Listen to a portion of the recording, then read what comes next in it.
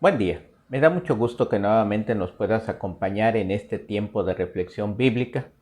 La palabra de Dios tiene un mensaje de esperanza y aliento, y es por eso que en estos tiempos que son tiempos complejos, tiempos difíciles, nos acercamos a la palabra de Dios para que ella nos ilumine en nuestro diario caminar.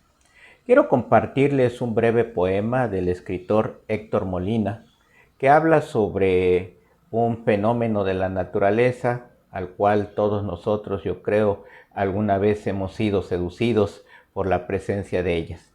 El poema dice: van y vienen sin cesar desde el horizonte sin parar, bailando con el viento juntas están, bañando a la gente de amor y felicidad.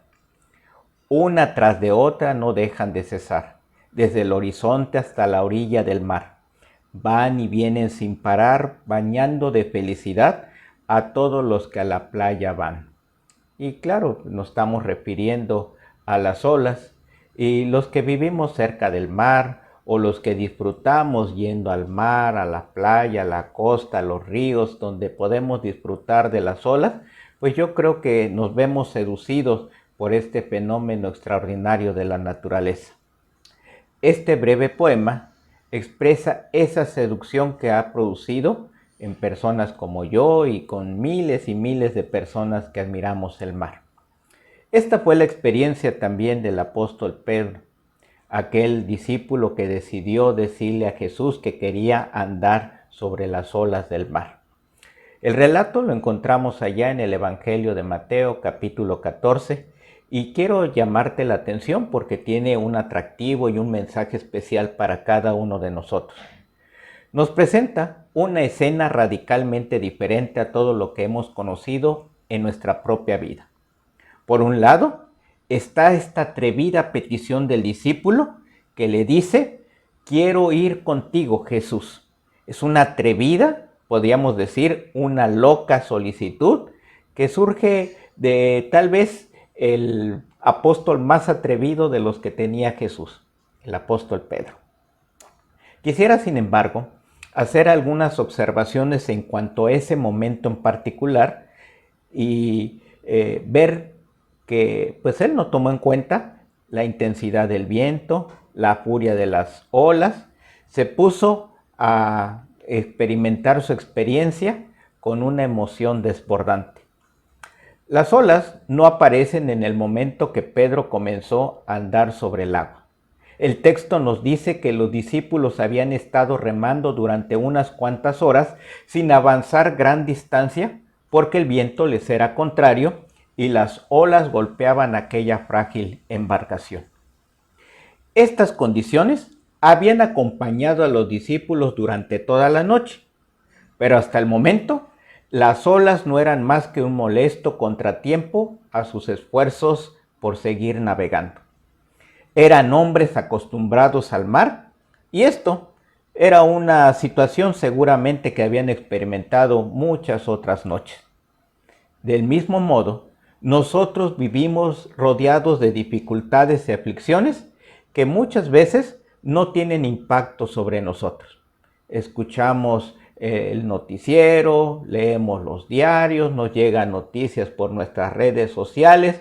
Algunas de ellas se nos hacen interesantes, algunas nos preocupan en cierta manera, pero la mayoría de ellas no nos afectan, van y vienen como las olas, las vemos como algo parte del paisaje, no nos afectan hasta que estamos en medio de las olas, porque todos los que hemos ido al mar sabemos la diferencia de admirar las olas a estar en medio de las olas, de solamente sentir la fragancia que generan las olas, el viento que producen, la sensación de humedad y toda esa experiencia que seduce de las olas. Y cuando te metes, qué experiencia.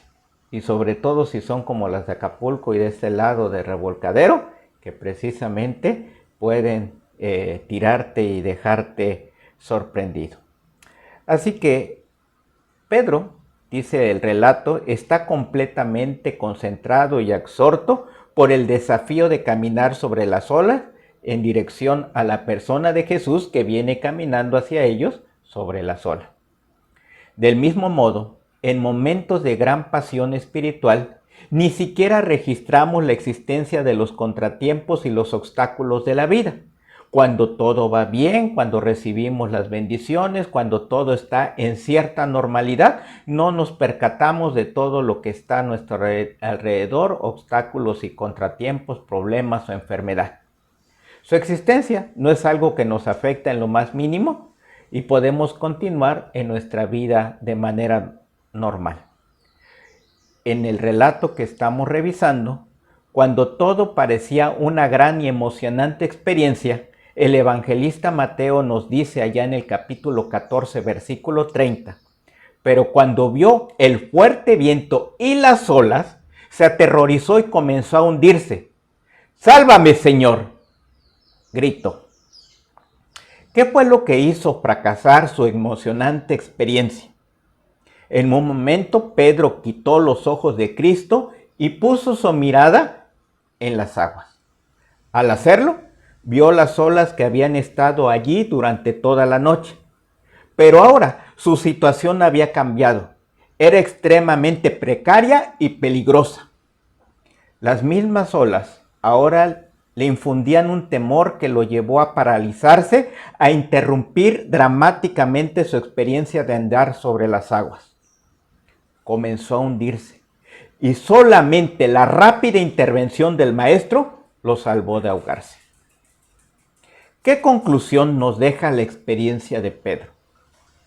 Muchas veces creemos que lo que nos hace tambalear en la vida son las circunstancias particulares que vivimos.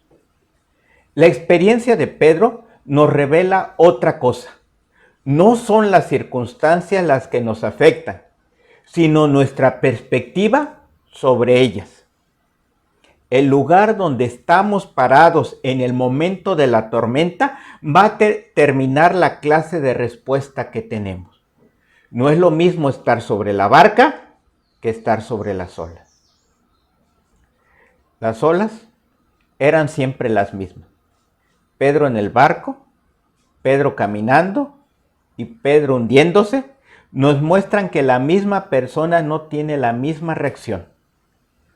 Nuestra perspectiva de las cosas lo cambia todo. Así que quiero llevarte a pensar en las siguientes preguntas. ¿Cómo reaccionas en tiempos de crisis?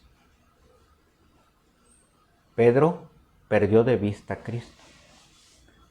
¿Será que a veces tú y yo perdemos de vista a Cristo, sus bendiciones, sus promesas, su fortaleza?